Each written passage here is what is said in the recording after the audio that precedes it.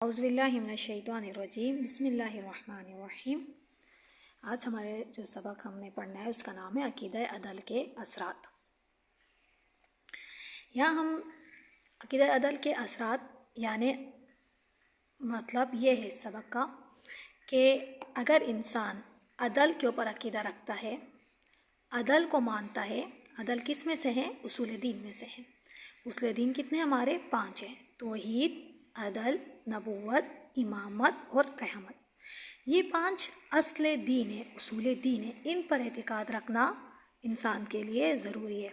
اس پر اعتقاد رکھے بغیر ہم دائرہ اسلام کے اندر داخل نہیں ہو سکتے۔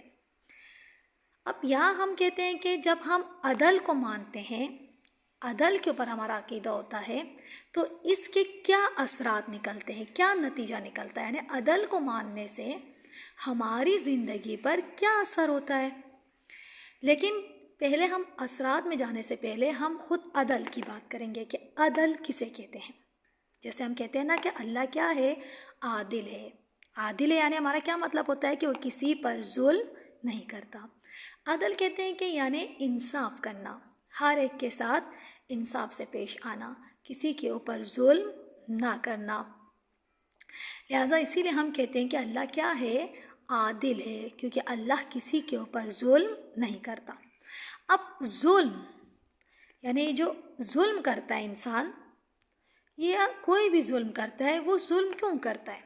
کہتے ہیں کہ ظلم 3 وجہ سے انسان کرتا ہے۔ ظلم اس لیے کرتا ہے، جو بھی کوئی ظلم کرتا ہے وہ اس لیے کرتا ہے، یا تو وہ اس کام سے یعنی جو کسی دوسرے کے اوپر ظلم کر رہا ہے، یا تو اس کام سے کیا ہے؟ جاہل ہے، یعنی اس کو اس کام کے بارے میں پتہ نہیں ہے، اسی لیے وہ کیا کر رہا ہے؟ اس کے اوپر ظلم کر رہا ہے۔ یا پھر وہ کیا ہے؟ مجبور ہے، یعنی کسی نے اسے مجبور کیا ہے کہ آپ اس کے اوپر کیا کرے؟ ظلم کرے۔ یا اس لیے کرتا ہے کہ انسان کیا ہے؟ محتاج ہے، اس کو ضرورت ہے، اسی لیے وہ کسی دوسرے کے اوپر کیا کر رہا ہے؟ ظلم کر رہا ہے۔ یعنی انسان جب بھی ظلم کرتا ہے کسی کے اوپر تو وہ ان 3 حالتوں سے خالی نہیں ہوتا۔ یہ 3 وجہ ہوتی ہیں: یا انسان ضرورت کی وجہ سے ظلم کر رہا ہے، یا وہ انسان مجبور ہے اسی لیے ظلم کر رہا ہے، یا وہ انسان جاہل ہے، اسے اس کام کے بارے میں پتہ ہی نہیں ہے۔ اب ہم کہتے ہیں کہ یہ 3 چیزیں جاہل، مجبور، محتاج، یہ ہوں گے تو وہ انسان کیا ہوگا؟ ظالم، یا وہ شخص کیا ہوگا؟ ظالم۔ اور ہم کہتے ہیں کہ اللہ ظالم نہیں ہے۔ کیوں اللہ ظالم نہیں ہے؟ کیونکہ اللہ نہ جاہل ہے بلکہ وہ عالم ہے، بلکہ سب سے زیادہ عالم ہے۔ مجبور ہے، اللہ کسی چیز سے مجبور نہیں ہے، کوئی اللہ کو مجبور نہیں کر سکتا، وہ سب سے زیادہ طاقتور ہے۔